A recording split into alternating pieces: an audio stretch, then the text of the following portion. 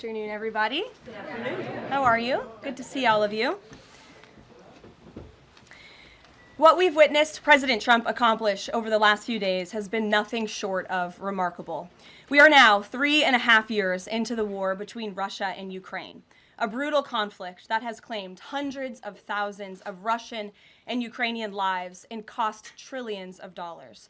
The weakness and incompetence of Joe Biden foolishly allowed the killing to start in the first place.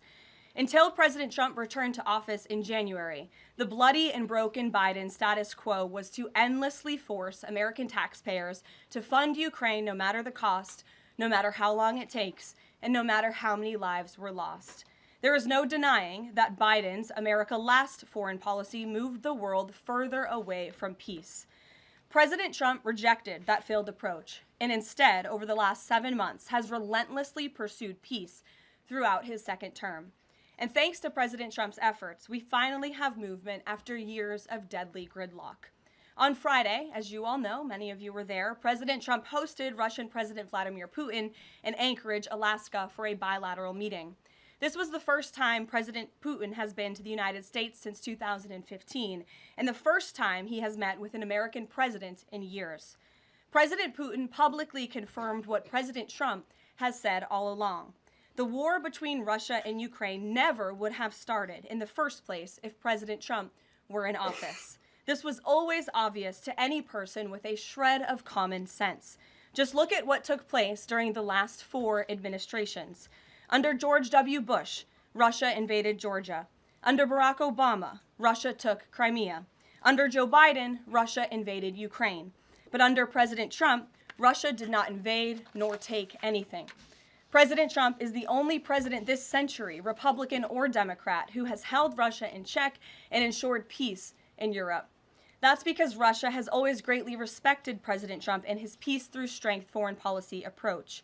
But overall, the bilateral talks in Alaska were very productive, and multiple key points were agreed to between the two leaders that truly opened up the door for Phase 2 discussions, which took place yesterday here at the White House, within 48 hours of that meeting in Anchorage, I may add. As you all know, there were many European leaders here, as well as Ukrainian President Zelenskyy. They all traveled here to meet with President Trump to maintain the momentum and work toward a lasting peace. Across the board, every leader credited President Trump for his decisive leadership that has reignited the dialogue in hopes of finally bringing this war to a peaceful conclusion. 2 quotes in particular capture the progress that was made and the optimism moving forward. Finnish President Alexander Stubb said, "I think in the past 2 weeks, we've probably had more progress in ending this war than we have had in the past 3.5 years. Again, that is the president of Finland, a country that shares a border with Russia. That's what we call the President Trump effect. NATO Secretary General Mark Rutte also summed it up well. Without President Trump, this deadlock with Putin would not have been broken. He is the only one who could do this." Following the encouraging conversations yesterday, President Trump spoke with President Putin by phone, and he agreed to begin the next phase of the peace process, a meeting between President Putin and President Zelenskyy, which would be followed, if necessary, by a trilateral meeting between President Putin, President Zelenskyy, and President Trump. As the president said, Vice President Vance, Secretary Rubio, and Special Envoy Witkoff will continue to coordinate with Russia and Ukraine to make this happen as soon as possible. It's very important to remember that before President Trump's landslide victory last November, there was no end in sight to this bloodshed. Now, there may finally be light at the end of the tunnel and an opportunity for lasting peace. That's because President Trump is the peace president, and American leadership is back on the world stage. It should not be lost on anyone in this room that world leaders are coming right here to Washington, D.C. for help. While previous presidents have traveled halfway around the world to apologize for America, President Trump stands up for America, and he has firmly restored America's status as the undisputed leader of the free world. However, one thing that has absolutely not changed is the media's negative and downright false coverage of President Trump and his foreign policy accomplishments. From the beginning of this entire process, much of the left-wing media has been actively rooting against the President of the United States in the pursuit of peace. Initially, the media ridiculously claimed that President Trump was somehow beholden to Russia for even agreeing to have a face-to-face discussion with President Putin inside of the United States. The media said President Trump was making a grave mistake by, quote, legitimizing Putin. They were aghast that President Trump would treat another world leader like a world leader. The media relentlessly attacked President Trump and claimed he suffered a, quote, major defeat for not immediately emerging with a final agreement, even though he said heading into that meeting, this was a meeting to listen and to understand how to move the ball forward. All weekend following those historic U.S.-Russia bilateral talks, we listened to clueless pundits on television trying but failing to claim that the president had failed. The so-called experts in the foreign policy establishment, whose record is nothing but endless wars, trillions of wasted taxpayer dollars, and dead Americans, have the nerve to try and lecture President Trump, who has solved 7 global conflicts in 7 months, about peace. This is the same president, by the way, who brokered the Abraham Accords in his first term, on top of more than half a dozen other peace deals this year alone, as I just said. We also saw yesterday the president of Ukraine and all of the other major leaders of Europe fly across the Atlantic Ocean to meet President Trump at the White House because of the progress that was made, and that, if you ask the media, failed meeting, but it was not. It was highly productive and it was successful. This is why Americans' trust in the mass media is at a lowest point in more than 5 decades. Diplomacy is a delicate process, and instead of reporting the facts about what is happening here at this White House and what is happening between this president and other leaders around the world, many outlets in this room continue to try to actively undermine the president and sabotage the efforts towards peace. That is why I felt the need to set the record straight. In other news, on the home front, President Trump's efforts to make D.C. safe again are working. There have been a total of 465 arrests since the start of this operation on Thursday, August 7th. Last night, there were a total of 52 arrests, including the arrest of an illegal alien MS-13 gang member with convictions for DWI and drug possession. Thanks to President Trump's leadership and the outstanding work of both federal and local law enforcement, dangerous gang members like the one picked up last night will not be allowed on the streets of our nation's capital. Other arrests last night included assault with a deadly weapon for stabbing, parole violation for robbery, murder, outstanding warrant for attempted murder, assault on federal law enforcement officer, and felony assault. 4 more homeless encampments were also removed during yesterday's reporting period.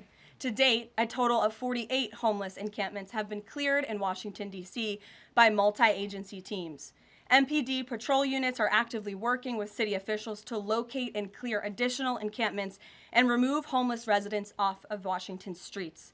And despite fake narratives from the media, again, a significant number of the arrests have been in high-crime areas of D.C.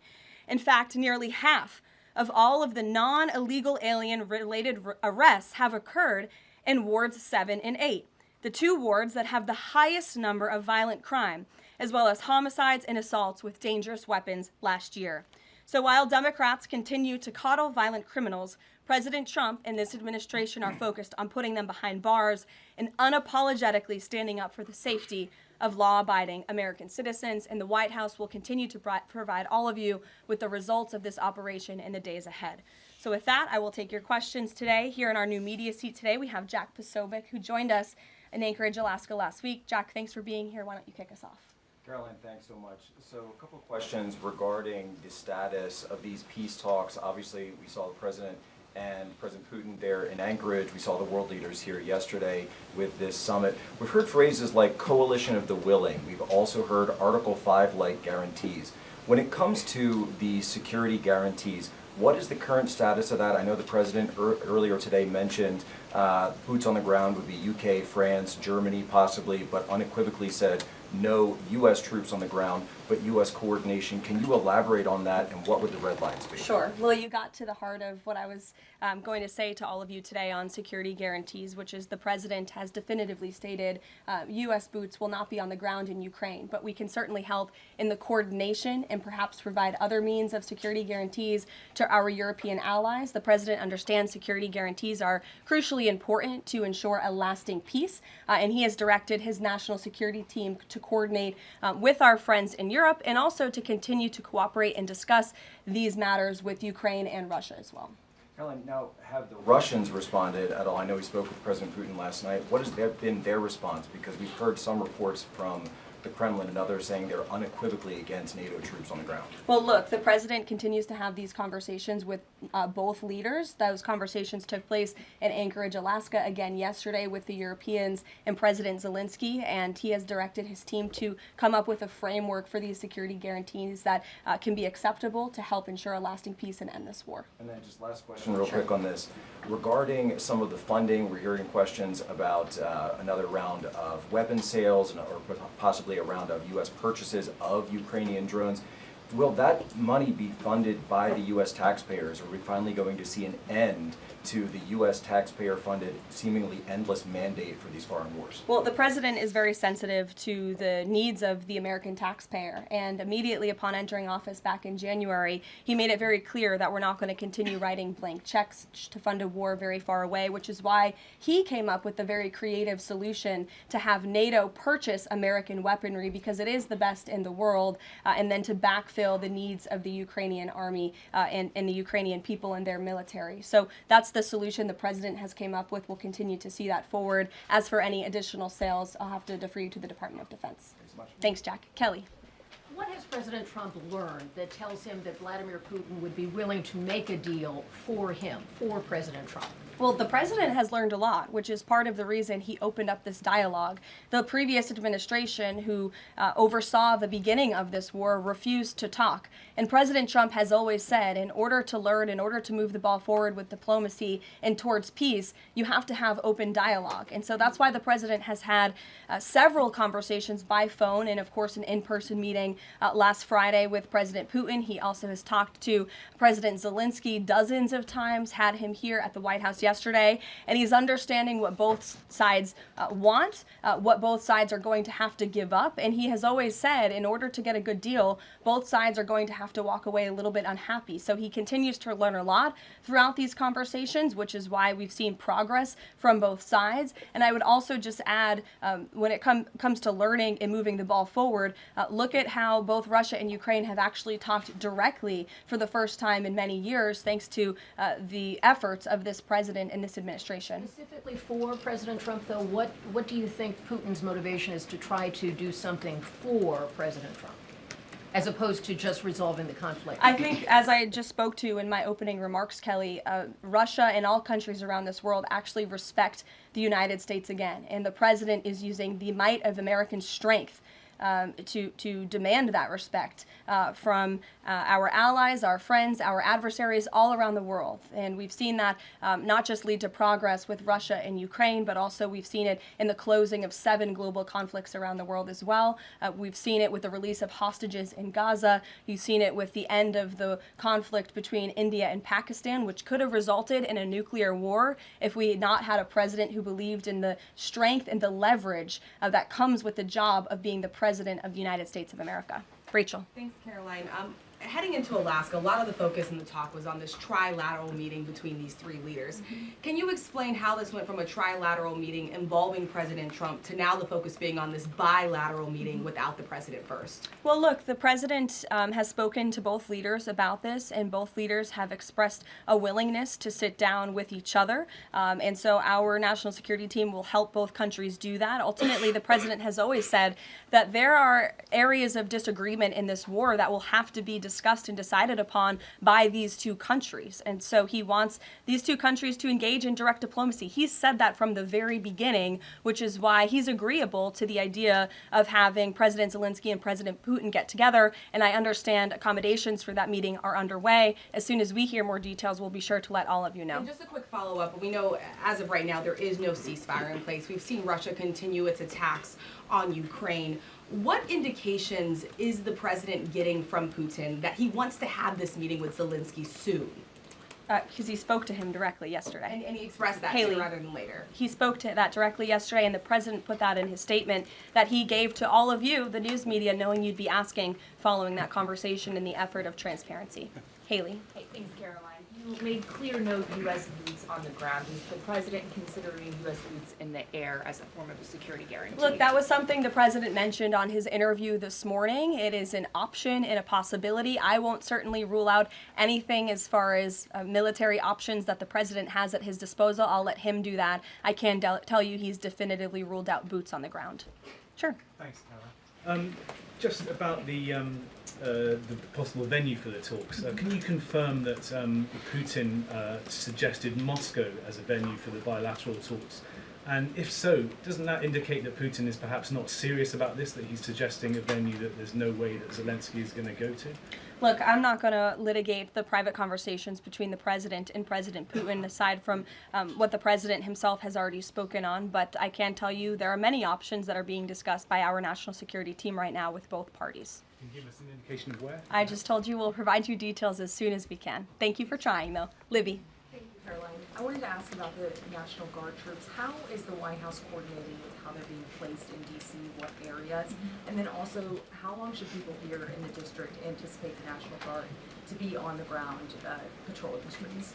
I don't have a timeline for you, Libby, but we will keep you posted on that. I think the president, as you know, and this administration, he came to this briefing room with members of his cabinet to lay out the rationale and the reasoning for federalizing the National Guard here in Washington, D.C., and for our work with the Metropolitan Police Department to make our district safer. We've seen violent crime has taken the lives of far too many residents here in our nation's capital, and the president wants to make it safe again. And as for the coordination efforts, this interagency team is meeting and talking daily. In fact, there's a meeting taking place right now in the West Wing with members of the interagency task force to continue to discuss not just the National Guard deployment, but also how we can continue to remove public safety threats off of the streets of Washington, which, as the numbers I just showed you prove, they are doing every single night. I will just reiterate, 465 total arrests and counting since the start of this operation. I believe 11 or 12 days ago, I'll have to check the calendar, but those are pretty remarkable results. If not for this task force and their high level of coordination and the leadership of this president, there would have been 465 more violent criminals on the streets of this capital that you all live in every day. So I think we should all be very grateful for that. Stephen. Thank you, Caroline. 3 questions about the D.C. crackdown. Sure. First, I was wondering if you could clarify something President Trump said. He mentioned getting rid of the slums where criminals live. Was he talking about tents or permanent residential buildings? And then the mayor has expressed an interest in clarifying how much of a focus illegal immigration enforcement is as part of this crackdown. Can you say anything about that? Sure. And third, any preview on the beautification? 3 questions. I'll try to answer all 3 of them pointedly for you. First, when it comes to what you said, and the president said, the slums of Washington, D.C., he's referring to the most dangerous communities, neighborhoods, and streets in this city where, unfortunately, violence has ravaged these communities and taken the lives of, again, far too many law-abiding D.C. residents. We know on July 5th of this year, just more than a month ago, a 3-year-old beautiful young girl was shot and killed in her car with her family in one of these communities, which is why there has been a surge, despite what many of you have been falsely reporting. And I believe it was the Washington Post who put out a map claiming it to be fact-based when it was just based on, I don't know, accounts that they've heard on the street, not actual statistics and data. So we went and reconfigured the numbers, and as I said, nearly half of all the non-illegal alien-related arrests have occurred in wards 7 and 8 in the District of Columbia, where we know, excuse me, there's the highest rate of crime. So we'll continue to do that. And what was your second question, Stephen? Legal immigration, how much of a focus that is? Yeah, look, I mean, the focus is to make D.C. safe and beautiful and to remove public safety threats and violent criminals from our streets. If federal law enforcement, with the help of the Metropolitan Police Department, come across illegal aliens, of course, we are going to abide by this administration's policy of law and order, and we are going to remove illegal criminals from our nation's capital. They will be detained and deported, just like they are in every other community across the country. Kristen. First question is, whose idea was it to change the next steps from a trilateral to a bilateral meeting? It was an idea that evolved in the course of the president's conversations with both President Putin, President Zelenskyy, and the European leaders yesterday. And as you saw, Kristen, with all of those European leaders leaving the White House, including the NATO Secretary General, they all agreed that this is a great first step. And it's a good thing that these two leaders are going to be sitting down together, and the president expects that to happen. And how long is Trump willing to wait and operate in good faith for Putin to actually arrange a meeting before he intervenes? Look, the president has put tremendous public pressure to bring this war to a close. He's taken actions, as you've seen, sanctions on India and other actions as well. He's made himself very clear that he wants to see this war end, and he has scoffed at the ideas of others that have been raised that we should wait another month before any meeting takes place. The president wants to move, and he wants to bring this war to an end as quickly as possible. Just a clarification on something you said earlier about Putin agreeing to the meeting. The Kremlin seemed to indicate that Putin did not firmly agree to a bilateral. Did he agree to have a sit-down with just Zelenskyy on the phone? I can assure you that the United States government and the Trump administration is working with both Russia and Ukraine to make that bilateral happen as we speak. Sean. Hey, if the point is to get everybody on the same page, why wouldn't Trump just take the call from Putin while the other leaders were in the room? He said it would be disrespectful to do that. But why is it disrespectful? With all due respect, only a reporter from the New York Times would ask a question like that, Sean. The president met with all of these European leaders at the White House 48 hours after sitting down with President Putin on American soil. In fact, there was so much progress in the readout that was given to these European leaders immediately following his meeting with President Putin that every single one of them got on a plane 48 hours later and flew to the United States of America. And if I could just read for all of you some of the statements from those European leaders yesterday, you had President Zelenskyy himself saying it was a very good conversation. It was really good. We spoke about very sensitive points. The Secretary General, Mark Rutte, it was the president, only because of the president, that this deadlock was broken, but with President Putin by starting a dialogue. So these leaders, who this war is in their backyard, are very grateful that the president took that call and that he was there to provide them with a readout of Russia's thinking on this, something that was not done by the previous administration at all. Catherine. Thank you. Is the White House looking at Budapest as a possible location? I'm not going to confirm or deny locations. We'll provide you with details as soon as we can. Just following up on Kristen's question, I understand that the White House is working and allies are working to make this meeting happen, but did Putin promise to do a meeting with Zelenskyy, a direct meeting, in the coming weeks? He has, and I just answered that question for you. Franco. Thanks. I just want to clarify. So you are saying that President Trump is considering U.S. pilots and U.S. aircraft potentially supporting European or Ukrainian forces? The president spoke to that himself this morning when he called into Fox and Friends, and I would defer you to his answer. You can read it directly yourself. In addition, can I ask, no boots on the ground, Steve Witkoff's talking about Article 5-like security guarantees. Can you talk about what other Article 5-like security guarantees that are being considered if it's not boots on the ground? These are very sensitive diplomatic discussions that are currently taking place literally as we speak. So I will leave it to the national security team, and I'll leave it to the president to have those private discussions with these leaders as we try to bring this war to an end. And can I ask one Mary more? Margaret, go ahead. Thanks, Caroline. Two questions, if that's okay. So on these meetings, I know you said that the trilateral will take place if necessary. Do you think that we might not need the trilateral and that Zelenskyy and Putin might come to this conclusion on their own? And then as a follow-up, I know the president said on Fox News this morning that he's partially seeking peace in order to get to heaven. Was he joking, or is there spiritual motivation behind his peace deals here? I think the president was serious. I think the president wants to get to heaven, as I hope we all do in this room as well. Annie. Thanks, Caroline. I'm just shifting gears to the Department of Justice for a minute. Can you walk us through why another deputy FBI director was named? Does Trump have any displeasure with how the FBI has been being run to date?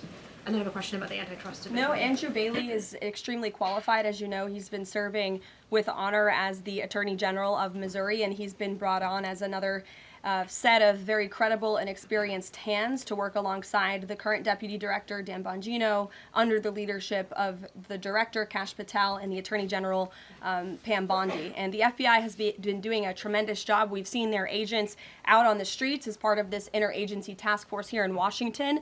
But the crime that they've been stopping here in Washington, they've been doing this for 7 months all across the country. In fact, there's been 19,000 arrests by the FBI nationwide. That's more than double last year in the same time period.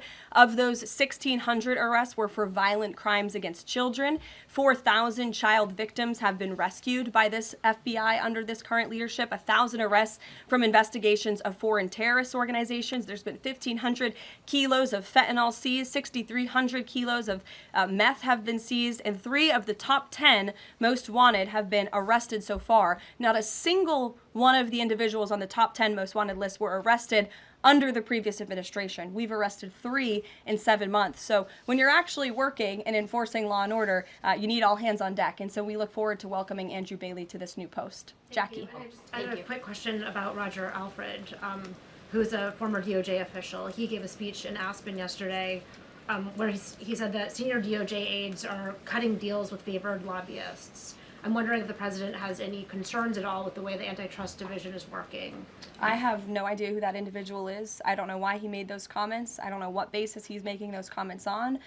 My instinct tells me it's not true, but we will definitely look into them and I'll get you a response. Thank you, Caroline. Jackie. Thanks, Caroline. Since the president often says that this war would not have started if he were in office, and True. and Putin confirmed that. It's true. Do you accept that as true?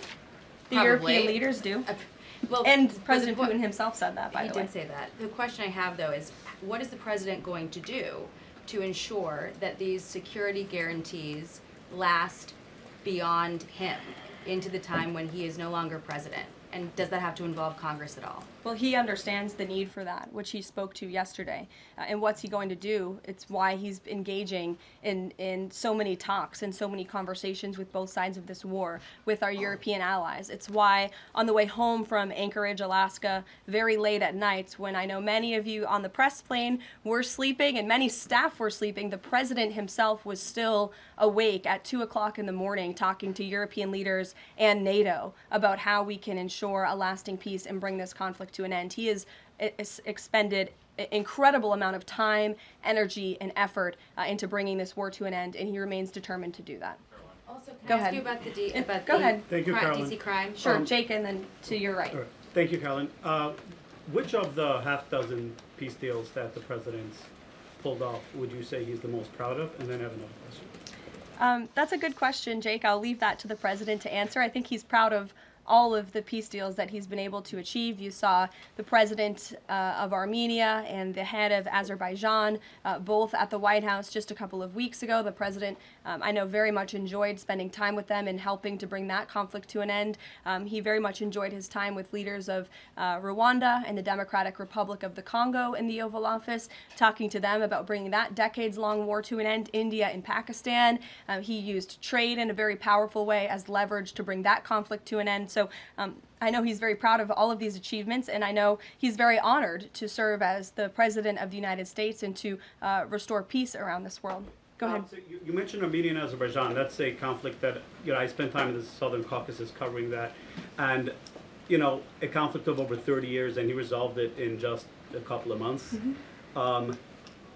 Are there other conflicts that the president's working on right now that are off the radar screen that we should be tracking?